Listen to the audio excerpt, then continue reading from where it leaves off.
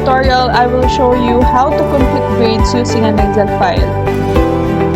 As you can see, all of the raw scores of the students are already encoded from the written works, performance tasks, and quarterly assessment. And I will show you now on how to compute them using the formulas. From computing the total scores,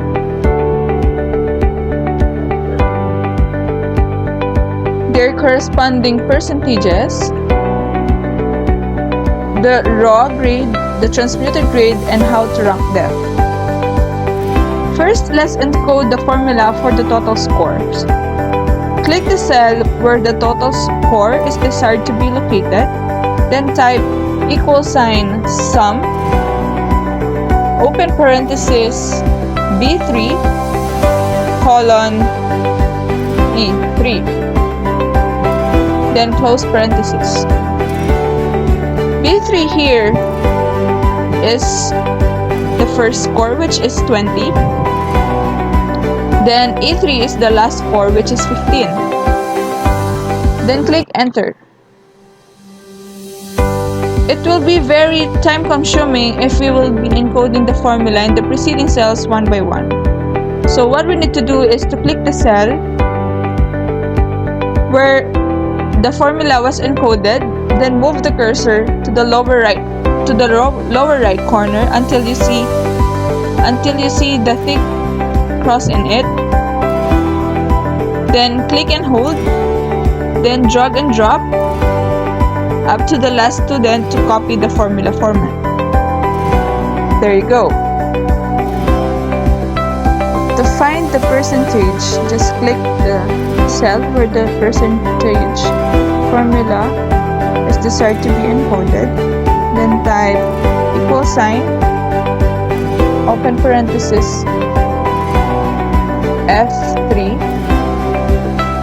divided by F $3, then close parenthesis, times 100. Enter. F3 here is the total score for the written works, which is 80. Then the other F3 with the $sign indicates that if we will be dragging this down up to the last student, the F3 without $sign will change into F4, F5, but this one will not change. Let's try. Click the cell, then drag and drop up to the last student, then there you go. Then move to this option, number, then reduce the cell into 2 decimal places. Just click this one.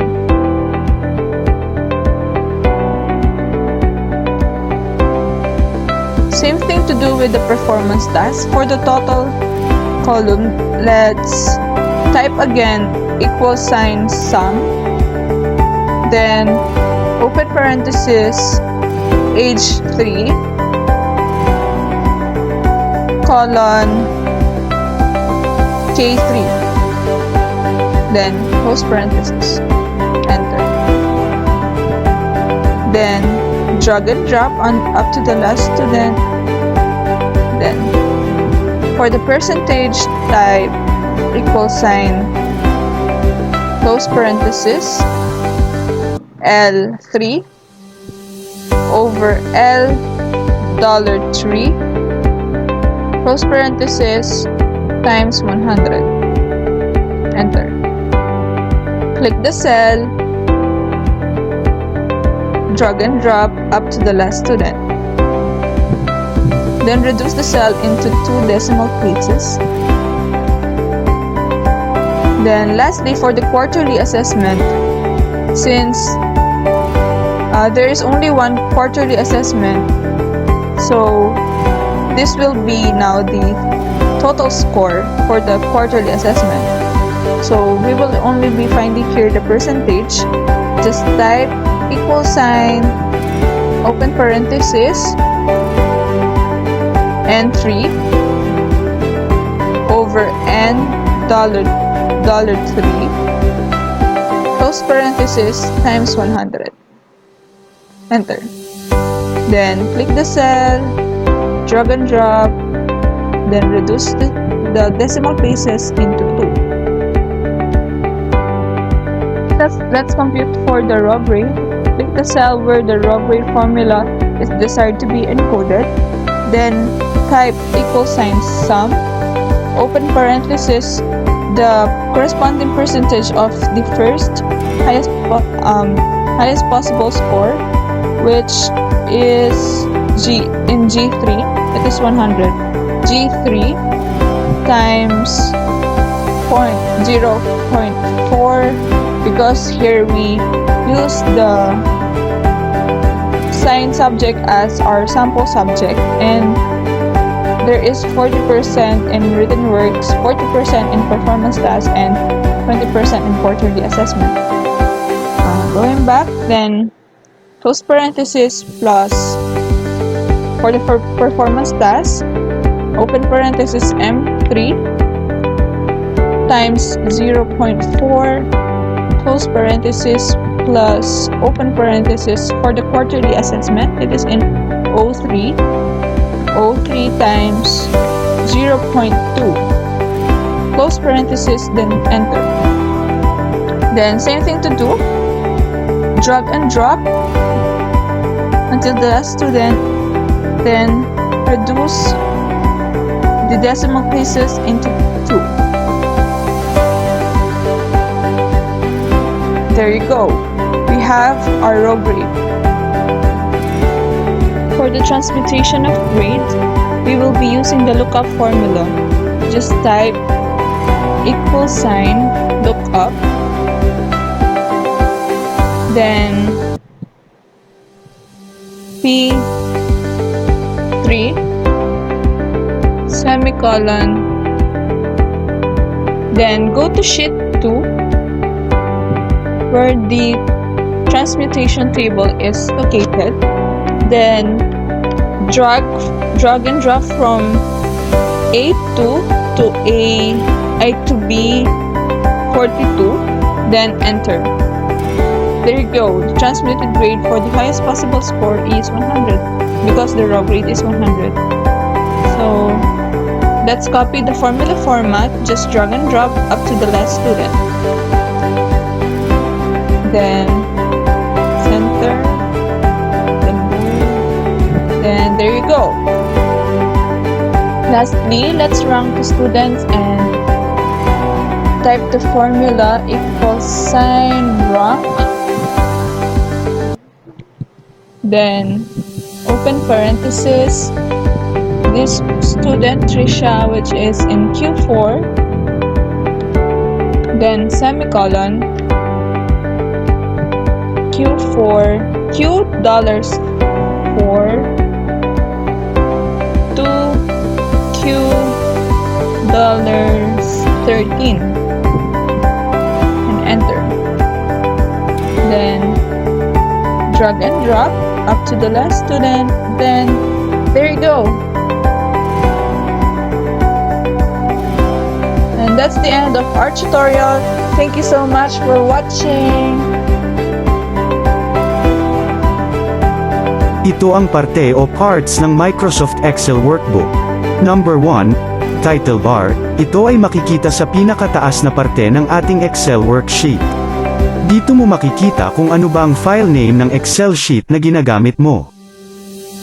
Number 2, Quick Access Toolbar. Dito mo makikita ang Excel icon, Save icon para isave ang gawa mo, at ang Undo and Redo button.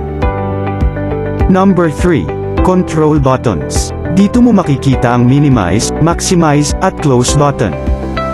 Number 4, Scroll Bar. May dalawang uri ng scroll bar sa Excel worksheet. Ito ay ang horizontal scroll bar at vertical scroll bar.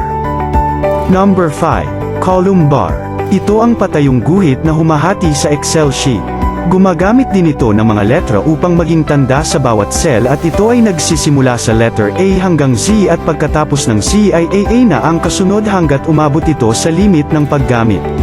Ang limit ng paggamit ng column ay 16,384. Number 6. Row bar. Ito ang kaliwang bahagi ng Excel worksheet at ito ang paigang guhit na humahati sa mga cell, kung ang column bar ay letra ang tanda. Ang row bar naman ay numero o number ang ginagamit na tanda. Sa isang Excel worksheet may 1,048,576 na row. Number 7. Leaf o sheet bar. Dito mo makikita ang worksheet na kasalukuyang ginagamit mo. Pwede ring mag-add ng ilan pang worksheet kung kinakailangan at maaari ring palitan ang worksheet name. Number 8. File tab. Ang File tab ay maaring pindutin upang makita ang iba pang mga option at settings ng Excel worksheet. Kapag na-click mo ang File tab, ito ang lalabas na view. Dito mo makikita ang info, ito ang information ng iyong worksheet. New, kung nais mong mag-open ng bagong Excel worksheet. Open, kung nais mong mag-open ng mga lumang Excel file. Save at Save As, para i-save ang iyong ginagawang worksheet. Print, dito mo lang makikita ang print option kung nais mo nang i-print ang iyong ginawang worksheet. Share, kung nais mong i-share sa email o iba pang messenger. Export, kung nais mong kumuha ng worksheet sa iba pang Excel file.